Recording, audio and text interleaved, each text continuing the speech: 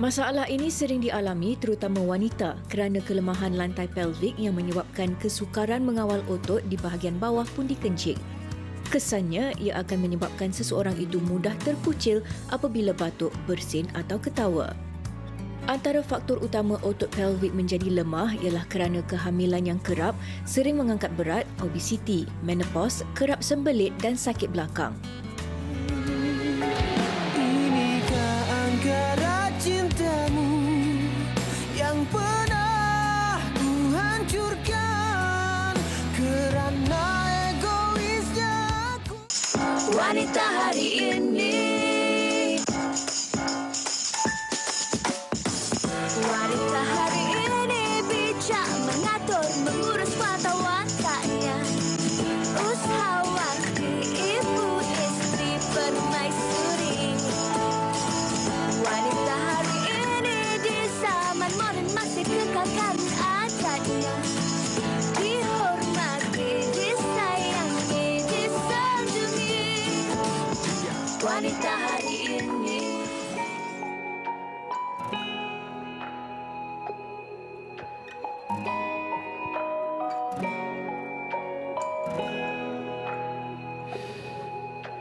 Hidup aku sudah ditentu, seolah berpandukan peta.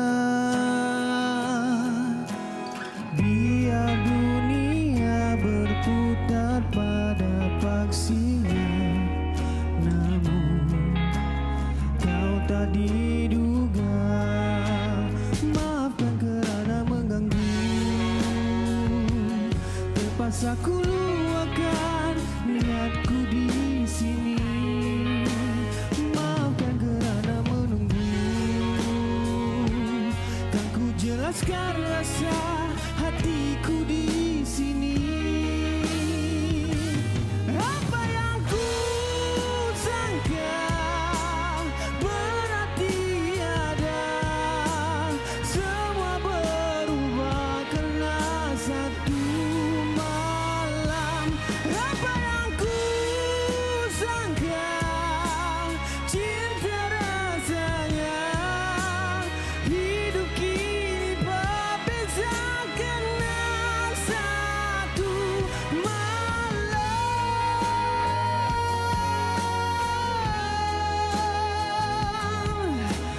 Kau mengubah arah hidupku, bersaksikan awan yang biru.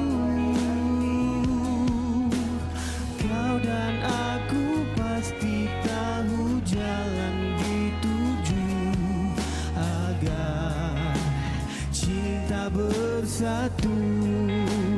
Maafkan kerana mengganggu, terpaksa ku luahkan niatku di sini. Maafkan kerana menunggu, kan ku jelaskan rasa hatiku di sini. Apa yang ku sangka benar tiada, semua berubah karena satu malam.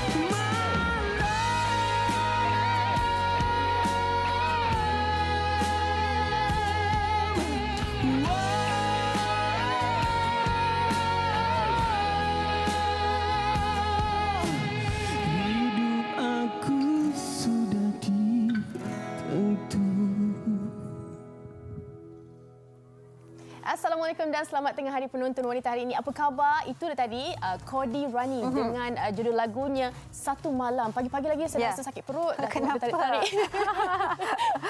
Pagi-pagi tengah hari. Okey, apapun kami berharap anda di rumah sihat-sihat saja seperti kami berdua. Fatin sihat kan? Alhamdulillah. Okey, dan seperti biasa wanita hari ini pada siaran hari ini hari Khamis 19 November ada membawakan anda satu topik yang cukup menarik iaitu sukar kawal kencing. Tapi sekejap saja lagi kami akan berkongsi bersama dengan anda siapa tetamu kita di studio. Tapi sebelum tu Fatin, saya nak bertanya dengan Fatin lah.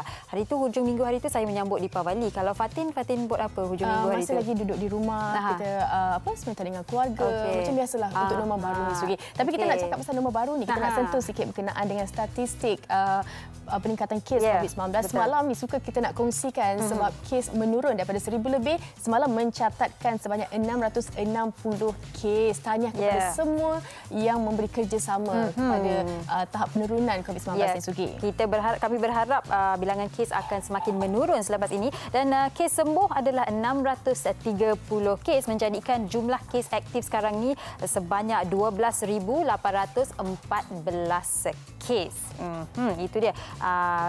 Sedikit orang kata update mengenai COVID dan kami berharap anda sentiasa mengikuti SOP yang ditetapkan. Ingat di mana jua anda berada, kekalkan jarak fizikal yang pakai pelitup muka dengan betul. Dan kalau nak salam tak apa, kita buat macam ni sahaja. Tunduk sikit. Ya, tunduk sikit. Orang akan faham.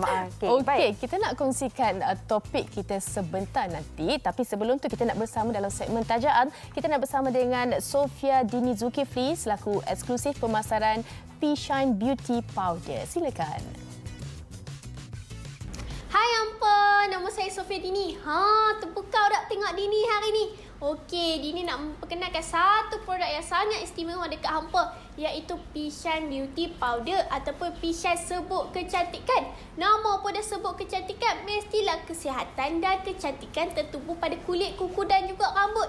Nak kulit cerah, tegang, tak ada jerawat, tak mahu kulit kusam, nak pudarkan parut, nak glowing dan berseri-seri. Untuk tumit kaki yang mekar, sentiasa duk pecah-pecah. Untuk penjagaan kuku dan juga penjagaan rambut, tak mahu bagi rambut gugur, nak sentiasa lebat dan cantik. Dan P-Shine Serbuk Kecantikan ni mengandungi pelbagai bahan campuran seperti serbuk mutiara, kamu-kamu, daun zaitun, daun teh hijau, pegaga, acidola cherry, ubi merah dan juga raspberry. Yang paling pentingnya hampakan, produk ini ada kelulusan MAL yang diluluskan oleh Biro Farmaseutika Kebangsaan Malaysia dari Kementerian Kesihatan Malaysia.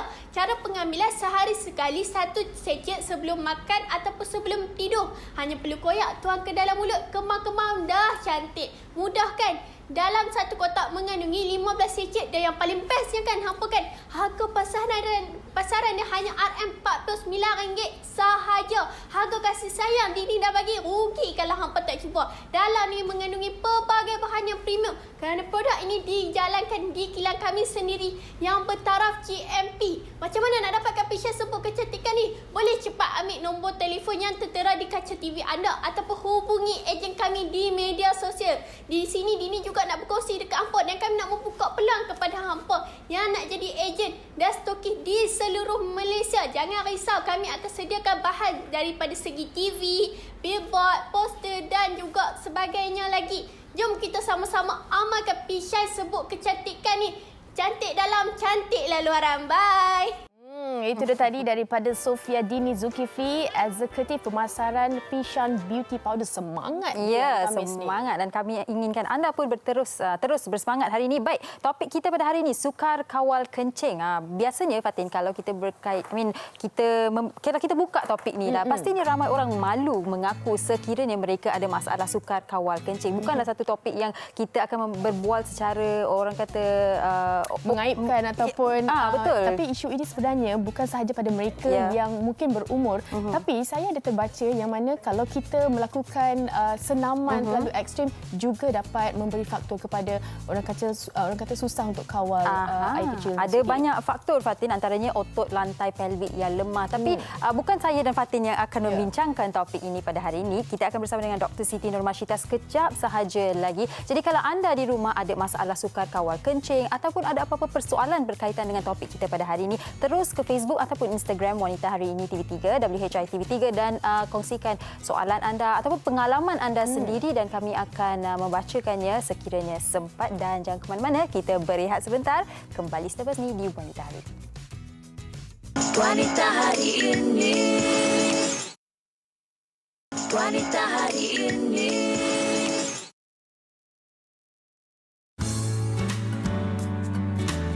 Dianggap remeh dan tidak penting, antara faktor utama masalah pembuangan air kecil sering diambil mudah.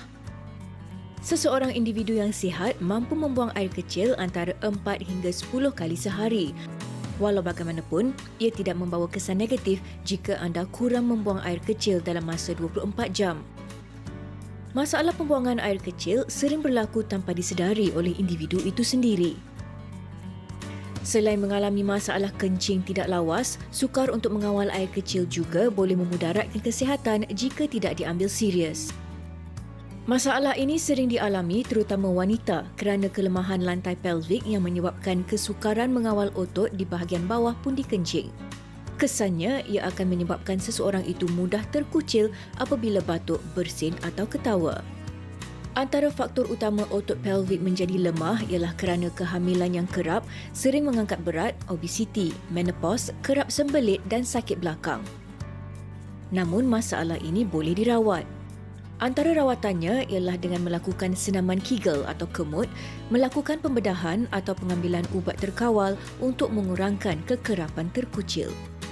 Sejauh manakah kesedaran masyarakat kita tentang masalah sukar kawal kencing ini?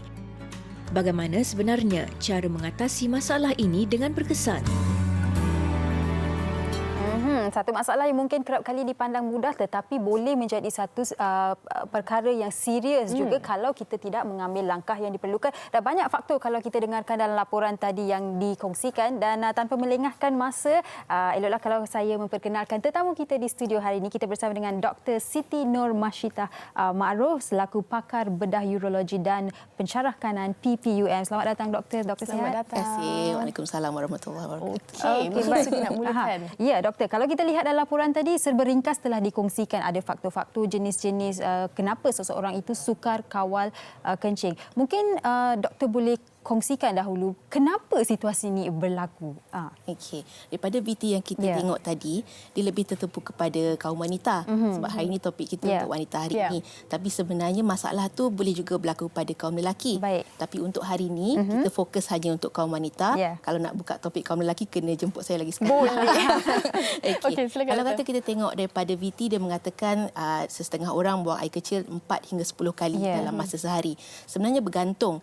Kalau dia jenis minum banyak, of course dia akan lebih kerap ke tandas lah. Tetapi kalau terlalu kerap setiap hari, macam setiap hari setengah jam nak pergi tandas, 1 jam nak pergi tandas, tak ada sebab cuaca, tak ada sebab minum air banyak ataupun setengah-setengah tu kata dia minum je secawan terus rasa nak pergi tandas. Dan bukan setakat nak ke tandas sahaja, dia tak boleh kawal. Itu merupakan topik kita lah, sukar kawal kencing. Kenapa dia sukar kawal? Adakah disebabkan rasa tak tergesa-gesa tu ataupun ada setengah tu sampai terkucil, tak sampai ke tandas, dah keluar.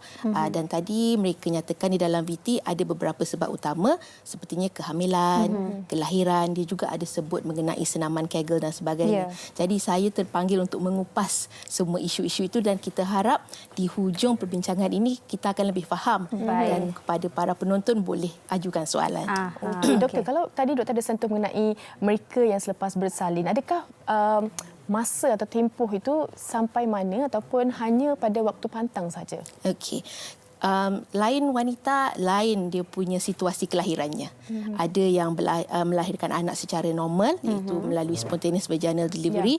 Ada pula yang terpaksa forceps, terpaksa vacuum dan ada juga yang melalui kelahiran melalui caesarean. Jadi kalau kata pembedahan caesarean tu, kita wanita itu kurang menggunakan otot bahagian pelvik untuk menolak kandungan itu keluar. Jadi risiko wanita itu untuk ada masalah sukar mengawal kencing lepas kelahiran tu kurang. Bukan tak ada. Kerana kehamilan itu sendiri merupakan satu penyebab menyebabkan wanita itu sukar kawal kencing dalam waktu pantang. Jadi kalau katakan wanita itu hamil 9 bulan, bayi itu makin lama makin besar akan menyebabkan tekanan kepada bahagian pelvic, otot tu, itu akan melemahkan otot. Okey. Itu merupakan satu risiko. Bila bersalin, jika prolong labour yang mana mereka ada orang tu bersalin kejap je, setengah jam dah keluar. Ada tu separuh hari pun tak tentu lagi ke hulu ke hilirnya. Jadi jika lama tekanan kepada organ bawah tu daripada lantai pelvic, dia akan menjadi semakin lemah. Dan kalau tadi kita tanya berapa lama, lain orang lain ceritanya. Jika sebelum bermula lagi wanita itu tidak mengamalkan senaman Kegel, kemungkinan besar otot tu memang dah lemah sebelum bersalin tu sendiri. Ataupun mungkin itu bukan kelahiran yang pertama. Mungkin dia dah banyak kali melahirkan anak dan tak pernah buat senaman untuk menguatkan otot. Selalunya mungkin seminggu 2 minggu susah sikit nak kawal sebab sakit dan sebagainya. Tetapi kita harap jika perempuan itu melakukan senaman, dia akan jadi semakin kurang dan lama-lama masalah itu akan selesai dengan sendirinya. Okey, baik. Doktor dah terangkan saya kira bagi wanita yang baru saja bersalin dan bagaimana situasi itu bagi mereka sendiri. Tapi mungkin doktor kita boleh berbalik kepada secara amnya dahulu. Bagi mereka yang mungkin ada masalah ini tetapi tahap kekerapan mereka ke tandas itu ataupun orang kata kebolehan mereka untuk mengawal kekerapan ke tandas itu sukar sedikit. Mungkin doktor boleh terangkan jenis-jenis. Saya kira ada urgensi, stres pun antara faktornya. Mungkin doktor boleh ulas lebih lanjut. Okey. Jika kita tengok kepada topik sukar kawal kencing, dia boleh dibahagikan kepada 3 topik besarlah. Iaitu urgensi, itu rasa tergesa-gesa ataupun rasa tak sempat. Yang kedua, urgency incontinence macam Sanggita cakap tadi, yang itu dia rasa tak sempat dan memang tak sempat. Baru sampai depan tandas, ialah kadang-kadang tandas tu ada orang lah dan sebagainya, dia tak boleh tahan. Yang itu urgency incontinence. Dan dalam VT tadi dia pun cakap bila batuk, bila ketawa, yang itu stress incontinence. Maknanya stress maknanya tekanan, bukan dia stressful. Bukan dia ada tekanan, tetapi tekanan kepada organ ataupun lantai pelvic itu sendiri. Itu kategori-kategori yang biasa. Tetapi ada juga sesetengah pesakit, dia tak boleh kawal sebab masalah lain. Contoh ada masalah saraf, macam pernah dapat angin ahmas, stroke, kencing manis yang tak dikawal dalam jangka masa yang lama, ataupun ada masalah tulang belakang, boleh jadi juga. Ataupun setengah orang tu dia disebabkan lutut sakit, tak sempat sampai tandas. Jadi daripada segi sejarah ceritanya, dia kata dia sukar kawal kencing. Sebenarnya bukan kawal kencing tu yang susah, tetapi mobility dia untuk sampai ke tandas tu yang sukar. Jadi kalau kata seseorang tu datang ke klinik ataupun dapatkan rawatan di hospital, kita kena tanya betul-betul. Sebab definisi sukar kawal kencing itu berbeza daripada seorang individu kepada individu yang lain. Jadi kami selaku doktor akan tanya betul-betul lah, sukar kawal tu macam mana? Jenis yang mana? Sebab ada setengah orang tu kata, saya minum air banyak, saya memang bawa botol besar pergi kerja hari-hari. Sekali minum setengah liter. Dan bila kita ada dia punya, kami ada satu sistem yang dinamakan sebagai diari pundi kencing. Yang mana pesakit tu akan tulis untuk 3 hari berterusan banyak mana dia minum, jenis apa yang dia minum, lepas tu banyak mana dia buang air kecil dan kerap mana, ada timing dia. Jadi benda tu akan jadi lebih objektif daripada hanya dia cakap sahaja. Jadi kadang-kadang kita tengok dia minum kerap, setiap setengah jam minum, sudah tentulah dia akan kerap kencing. Ataupun setengah tu minum kopi terlalu banyak. Bila minum kopi terlalu banyak ataupun teh terlalu banyak, setiap hari ada tu dia minum kopi dengan teh je seharian. Itu akan menyebabkan masalah urgensi ataupun pundi kecil itu menjadi aktif dan kerap minta ke tandas. Baik. Itu dah kita dah sentuh mengenai jenis dan juga faktor menyebabkan sukar kawal air kencing ni. Tapi kita nak dengar juga doktor dari segi pesakit, bagaimana pengalaman beliau sendiri. Dah bersedia di talian? Ya, kita bersama dengan Puan Rohaya. Hello. Assalamualaikum. Waalaikumsalam. Selamat tengah hari Puan Rohaya. Ya, selamat tengah hari. Sihat ya? Ya. Okey, Puan Rohaya, mungkin boleh mulakan, boleh kenalkan diri Puan Rohaya dan bagaimana agaknya pengalaman sebelum ini? Okey, saya Rohaya, berumur 53 tahun. Saya ibu kepada 5 orang anak. Saya bekerja sebagai kerani di sebuah jabatan kerajaan. Okey. Saya masalah ni memulai 2 tahun yang lalu. Mula-mula saya kerap ke tandas nak buang air kecil. Rasa macam kadang-kadang rasa macam tertempat. Okey. Mulanya saya rasa itu sebab saya terlebih minum air. saya ni memang suka minum kopi dengan air teh. Kadang-kadang fikir sebab mungkin kat ofis tu sejuk kot. Tapi lama-lama saya mula kerap terkucing bila batuk atau angkat benda berat. Kemas rumah kadang-kadang angkat satu bunga sikit pun dah terkucing. Nak solat pun kadang-kadang saya jadi was-was sebab macam tak sengaja terkucing sikit. Tapi saya tak ada alami sebarang sakit. Kencing okey, elok, lawas. Demam pun tak ada. Memang mula-mula saya segan nak tanya kat siapa-siapa. Tapi bila terpaksa pakai panty liner nak keluar rumah, saya risaulah. Kadang-kadang sampai 2 panty liner saya kena pakai. Ada kesan terkucing. Jadi saya pun pergi klinik lah dekatan rumah. Okey. Mungkin selepas itu rawatan apa yang Puan Rohaya dapatkan? Masa saya pergi klinik, doktor rujuk saya berjumpa Dr. Masita. Dr. Masita periksa saya dan dia beritahu saya ada masalah sukar kawal kencing dan stres incontinent. Beliau sarankan saya kurangkan ataupun berhenti terus minum kopi dan teh sebab minuman tu ada kafein. Kafein ni katanya sebabkan saya asyik nak ke tandas dan kadang-kadang rasa macam tak sempat nak sampai tandas tau. Lepas tu saya ni bersalin 5 kali secara normal. Berat badan pun naik sikit sejak putus haid. Dr. Masita nasihatkan saya cuba turunkan berat badan. Dan dia juga suruh saya sapu krim estrogen di bahagian bawah untuk elakkan kekeringan lah. Dia juga beritahu saya, rujuk saya ke fizioterapi supaya saya belajar senam mentigel. Katanya otot pelvik saya lemah. Sebab saya mengandung 5 kali dan bersalin kena kuatkan semula. Baik, mungkin Puan Rohaya boleh kongsikan lebih lanjut mengenai senaman itu sendiri dan difahamkan Puan juga pergi untuk fisioterapi ya? Mula-mula bila saya buat senaman tiga tu macam tak ada biasa pun. Tapi saya kuatkan semangat juga kan sebab rasa malu bila terkucil. Saya teruskan amal senaman tiga 2 kali sehari ikut cara yang dia ajar. Saya pergi follow up jumpa fisioterapi nak pastikan saya buat senaman tu betul-betul. Senaman tu tak susah. Cuma kena buat ikut cara yang betul je. Alhamdulillah lepas 6 bulan saya jarang sangat terkucil. Rasa lebih selesa, lebih yakin, tak risau keluar basah atau bau yang kurang menyenangkan. Alhamdulillah lah.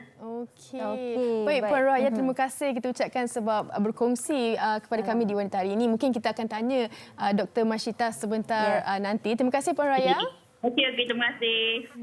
Okey, doktor, itu tadi masalah yang pernah dihadapi Puan Rohaya di mana pernah melahirkan 5 kali secara normal, angkat berat, selalu minum air, itu sebenarnya menyumbang kepada faktor-faktor yang utama untuk sukar menahan air kecil ni. Doktor, mungkin boleh ulas sikit. Okey, macam saya dah katakan pada peringkat awal tadi, bila mengandung ada tekanan kepada otot pelvik. Jadi itu salah satu daripada sebabnya. Lepas tu Puan Rohaya pun cakap dia menambah berat badan bertambah lepas bersalin. Saya rasa itu memang masalah sejagat lah, bukan hanya kepada Puan Rohaya. Itu pun juga menyumbang kepada masalah sukar kawal kencing sebab ada tekanan kepada bahagian pundi kencing dan juga otot pelvik. Jadi selalunya saya akan nasihatkan pesakit kurangkan berat badan perlahan-lahan. Sebab nak kurang berat badan ni bukan acara yang boleh buat sekelip mata. Kadang-kadang 6 bulan pun tak jauh lagi perjalanannya. Jadi ia boleh membantu. Ada setengah pesakit bila dia kurang berat badan, dia sendiri akan kata dekat saya, rasa kuranglah terkucil. Dia kata sebab lapisan lemak yang menutup bahagian pundi kencing, yang menekan pundi kencing itu akan jadi kurang. Sebab bila kita tambah berat badan, otot lemak tu di bahagian dalam. Di bahagian dalam dia kena juga kepada pundi kencing lah. So akan ada pressure dekat sana, tekanan dekat situ. Meningkatkan tekanan dalam perut kan, dalam abdomen. Jadi akan menyebabkan sukar kawal kencing lah. Lepas tu Puan Rohaya pun cakap kopi dengan teh. Jadi kopi dengan teh tak semua orang ada efek tu. Tetapi ada setengah pesakit bila dia kata dia berhenti, dia ataupun dia kurangkan, ada beza. Jadi kalau itu masalah, dia tak perlulah nak makan ubat dan sebagainya. Untuk Puan Rohaya, dia cakap tadi bila dia buang air kecil tu elok lawas. Jadi sesetengah orang ada masalah sukar kawal kencing ni kerana ada penyakit lain. Bukan semata-mata kerana urge incontinence, stress incontinence atau urgency ataupun lifestyle. Sebab itu perlu mendapatkan rawatan. Sebab kadang-kadang boleh jadi serius lah. Dan saya kira masa mendengar apa yang Puan Rohaya berkata dan juga penerangan yang diberikan doktor, ramai di rumah, betul lah, saya pun mengalami situasi ini. Dan banyak lagi yang ingin kami bertanya kepada doktor. Tapi sebelum itu kita akan berehat sebentar. Kembali selepas ini di Wanita. Wanita Hari Ini. wanita hari ini. Kembali dalam topik sukar kawal air kecil, di mana kita dah terima satu soalan daripada penonton, Rohani Dolah, yang menyatakan salam, bagaimana nak kawal buang air kecil yang terlalu kerap sehingga mengganggu tidur di waktu malam. Ini sesuatu yang penting juga. Ini nak tidur juga, nak buang air pun kena juga. Macam mana, doktor? Terima kasih kepada yang bertanya. Kalau kata kita lihat, pertama sekali saya kena tahu kenapa dia ada masalah tu. Sebab setengah wanita ni sebenarnya ada jangkitan kencing, jangkitan saluran kencing. Mungkin sebab ada batu ke, ataupun ada keradangan di bahagian bawah ke, ada bermacam-macam sebab lah. Jadi kalau masalah tu tak ditangani, masalah kerap kencing tu takkan selesai. Itu satu. Nombor dua, kalau kata kita kena tanya juga minum dia.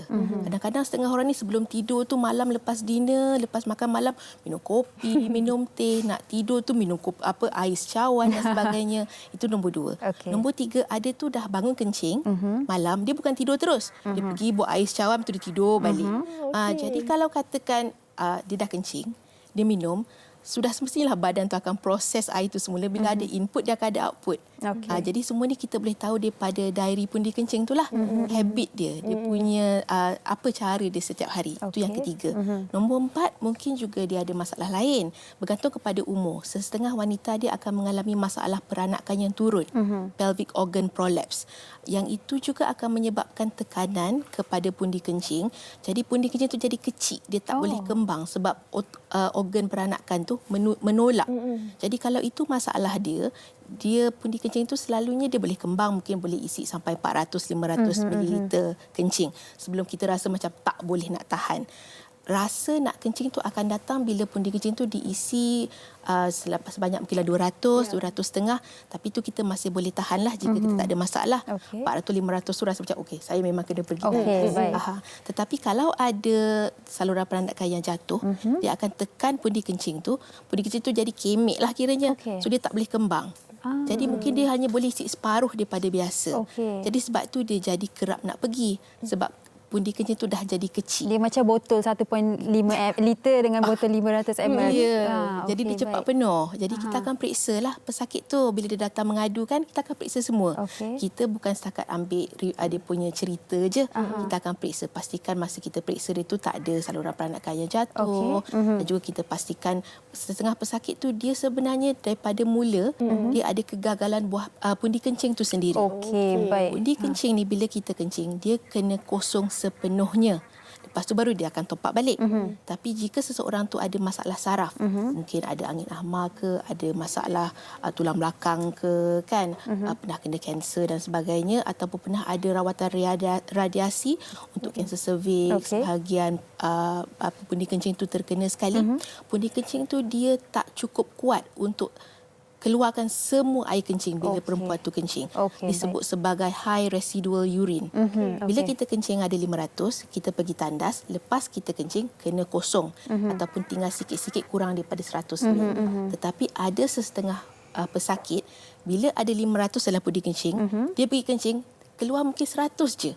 So ada lagi 400. Jadi dia cepat penuh lah. Itu yang menyebabkannya rasa nak pergi lagi. Okey, baik doktor. Dan bercakap mengenai masalah ni, ada satu lagi soalan yang ditujukan kepada doktor, di mana adakah masalah kencing kotor ini berkait dengan kekerapan seseorang ataupun sukar kawal kencing ini? Okey. Kencing kotor akan sebabkan susah kawal kencing. Dia berkait daripada segi penyebab. Dia adalah salah satu penyebab. Kenapa seseorang itu ada kencing kotor? Yang itu kita kena kaji lebih lanjut lah, kena periksa. Mungkin kami yang pertama selalunya kita akan hantar sampel air kencing itu sendiri. Tengok betul ke ada jangkitan dekat sana, sebab bila ada jangkitan dalam air kencing dia akan nampak ada leukosit, sel darah putih, dia akan ada nitrite. Nitrite itu salah satu daripada entiti di dalam kencing yang mengatakan kalau dia positif, ya anda ada jangkitan kencing yang aktif. Kalau tak ada, maknanya tak adalah. Yang itu test tu senang je, pakai yang macam dipstick tu, maknanya di klinik pun boleh buat. Kalau ada jangkitan, kita akan hantar untuk sampel untuk tengok kuman apa yang tumbuh dalam air kencing tu. Ada setengah kuman dikaitkan dengan kehadiran batu dalam saluran kencing, macam Proteus mirabilis dan sebagainya. Ada pula kuman tu disebabkan oleh higien. Kita akan tahu juga daripada sanalah. Dan tadi kalau kita ingat balik yang panggilan telefon Puan Rohaya tu, dia cakap sapu krim estrogen kan, yang itu kalau untuk perempuan yang sudah putus haid, kandungan hormon estrogen dalam badan akan turun. Okey. Bila kandungan estrogen dalam badan turun, bahagian bawah tu, bahagian peranakan yang berdekatan dengan salu kencing tu, dia akan mudah ada inflamasi. Inflamasi. Itu bercakap mengenai mereka yang mungkin putus. Tapi bagaimana doktor untuk kita secara ringkasnya kita nak teruskan untuk rawatan dan mungkin kita nak elakkan mereka jangan malu untuk mendapatkan rawatan. Okey. Kalau kata kita dah tahu sebabnya, kalau masalah pundi kencing aktif ataupun overactive bladder, kami boleh offer ubat. Okey. Okey, itu satu.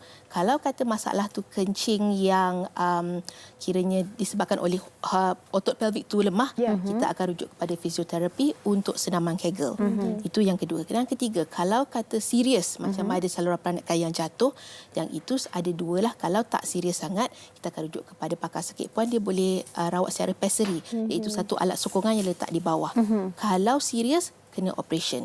Itu seterusnya. Dan seterusnya kalau kata kita kaji dengan lebih lanjut, sekiranya masalah itu disebabkan oleh pundi kencing tu jatuh, kita boleh juga offer pembedahan seperti TVT, TOT, dia macam menyokong, menarik balik pundi kencing tu ke atas supaya tidak jatuh ke bawah, dia tak kerap kencing. Dan kalau kita lihat daripada VT yang di atas sana, ada juga seperti urethral bulking agent yang itu dia inject ada alat sesuatu cecair khas di bukaan salu kencing tu sendiri. Sebab perempuan tu dia ada masalah lemah sphincter ataupun otot yang mengawal bukaan kencing tu sendiri. Jadi bila kita cucuk, kita suntik ubat tu di bawah tu, dia jadi ketat sikit. Itu pun boleh membantu. Steroid ke doktor? Dia bukan steroid, dia ada elemen dia sendirilah. Steroid ni ubat yang selalu dibagi makan. Jadi dia ada dia punya nama ubat yang khas, memang gunanya untuk mengetatkan balik saluran tu. Lepas itu tadi kalau kita tengok VT, dia juga sebut ada botox. Kita selalu dengar botox untuk muka. Kita selalu kaitkan botox dengan muka sahaja. Botox ni adalah sejenis ubat yang digunakan untuk melumpuhkan sesetengah otot. Paralyzed lah. Yang mana otot yang bekerja keras tu. Ya, contohnya kalau kata letak di muka, nanti senyum tu jadi lebih berseri lah. Lebih berseri lah sebab bila otot muka tu turun, dia nampak turun. Bila tak botox kan dia tegang. Dan kita boleh juga offer pesakit inject botox ke dalam pundi kencing. Pundi kencing tu terlalu aktif. Kita nak dia jadi kurang aktif. Jadi kita akan inject botox ke dalam pundi kencing, akan dilakukan di hospital oleh pakar bedah lah. Dan selalunya perempuan akan kata, lepas dah inject tu tak rasa tergesa-gesa sangat nak pergi. Urgency tu akan kurang. Dan lepas tu ada juga teknologi baru. Kita selalu dengar pacemaker untuk jantung. Maknanya jantung tu berdegup tak betul. Kita letak pacemaker, dia akan reprogram, membantu balik jantung tu supaya berdegup dengan betul.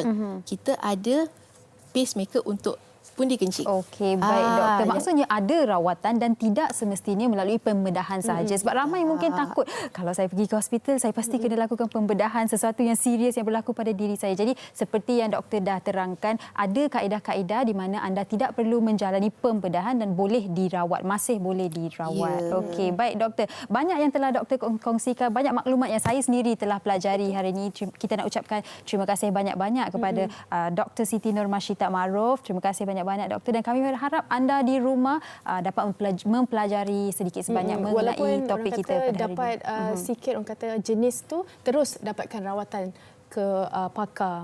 Sebenarnya kalau boleh nak tanya lagi, tak sabar nak tak ketahui banyak lagi, tapi itulah masa mencemburui kita. Terima kasih kepada anda yang menunjukkan soalan anda melalui Facebook kepada Dr. Mashita. Kita akan berehat sebentar ya Fatin. Kita kembali selepas ini bersama dengan Kodi Rani. Jangan ke mana-mana. Terima kasih doktor. Wanita hari ini.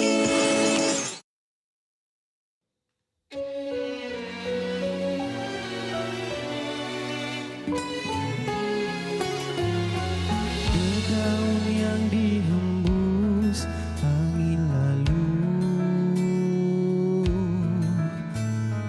menerbangkan jiwaku yang layu, menanti apakah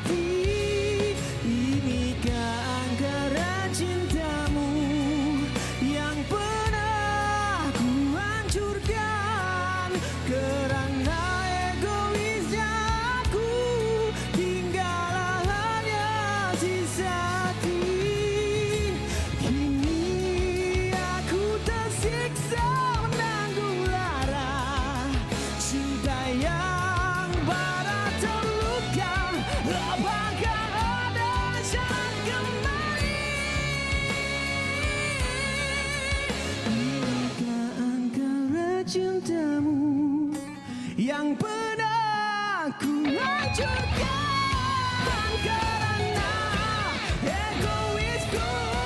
Tinggallah hanya sisa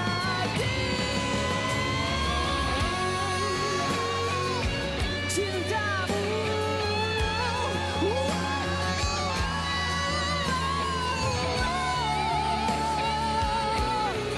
Tinggallah hanya sisa yang tersia.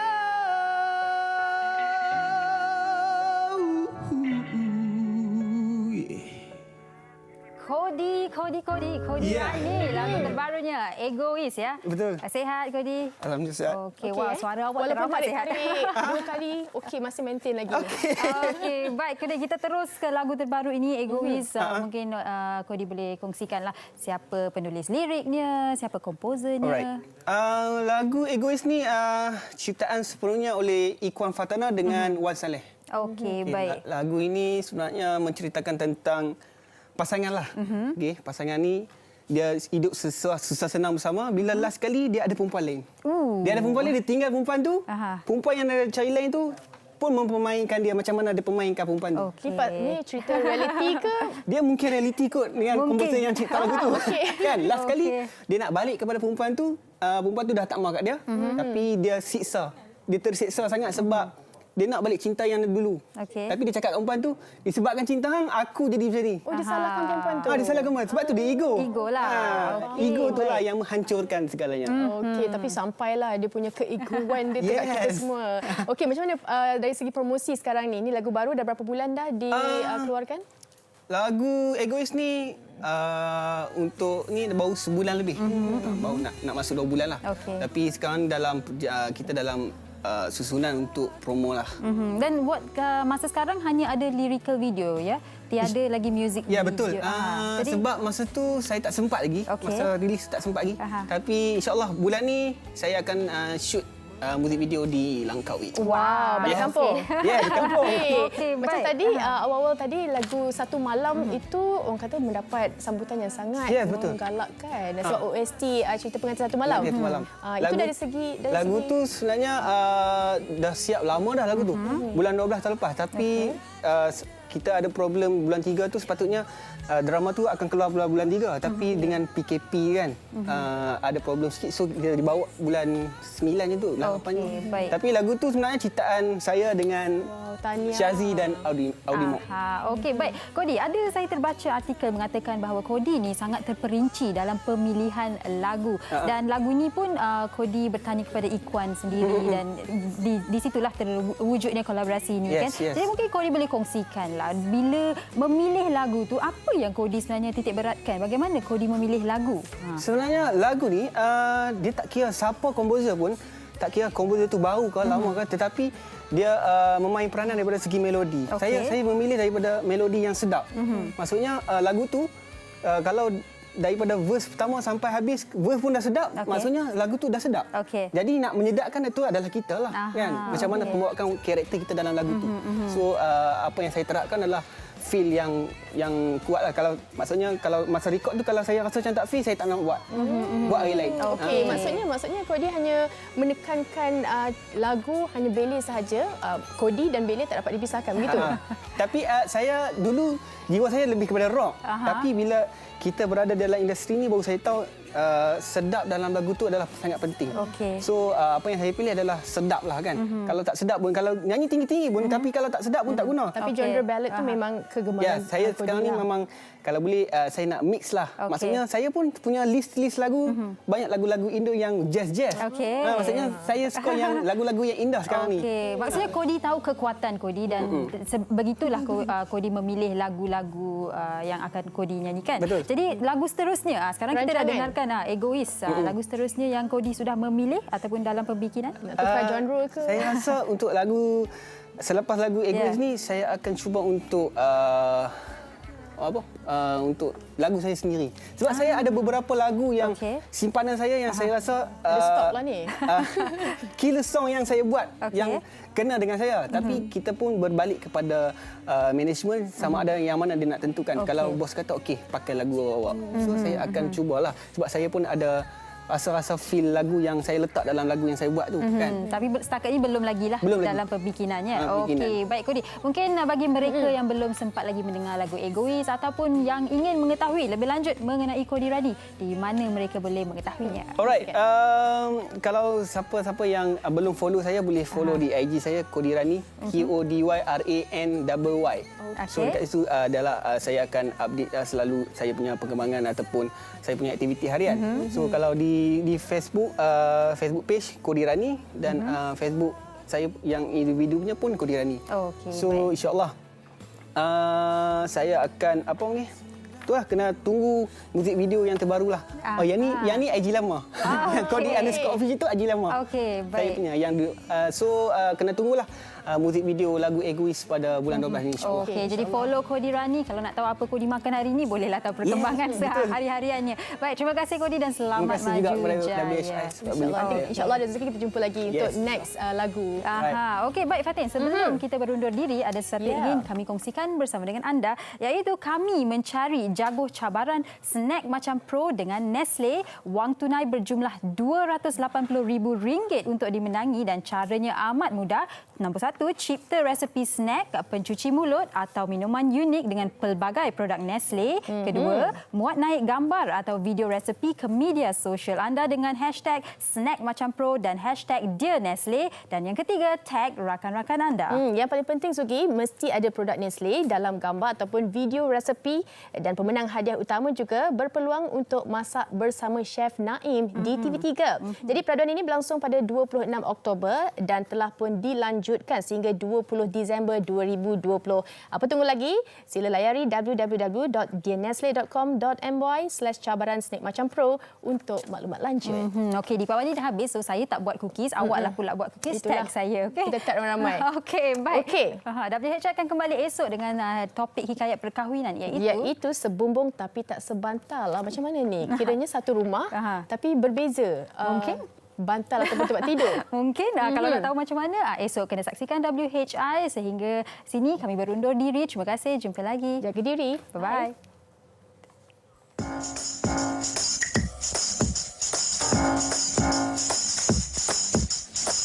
Wanita hari ini, wanita hari ini bijak mengatur, mengurus mata wataknya. Ushawati, ibu istri permaisuri.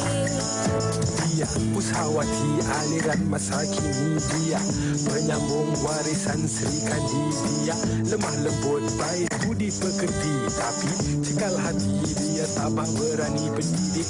Puteri dalam hal jati diri dia permaisuri kepada si suami, kepada anaknya. Dia ratu di hati, tunggak keluarga, kalau bukan dia siapa lagi? Wanita hari ini bijak mengatur, mengurus mata wataknya.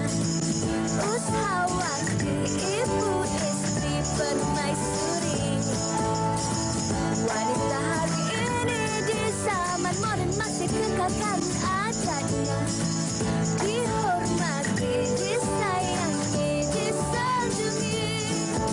Dia Ushawati, aliran masa kini dia penyambung warisan Sri Kandi. Dia lemah lembut, baik budi pekerti, tapi cekal hati dia tabah berani pendidik. Puteri dalam hal jati diri dia permaisuri kepada si suami, kepada anaknya. Dia ratu di hati, tunggak keluarga, kalau bukan dia siapa lagi? Wanita hari ini bijak mengatur, mengurus mata wataknya. Ushawati, ibu istri permaisuri. Wanita hari ini di zaman moden masih kekalkan adatnya. Dihormati, disayangi, disanjungi.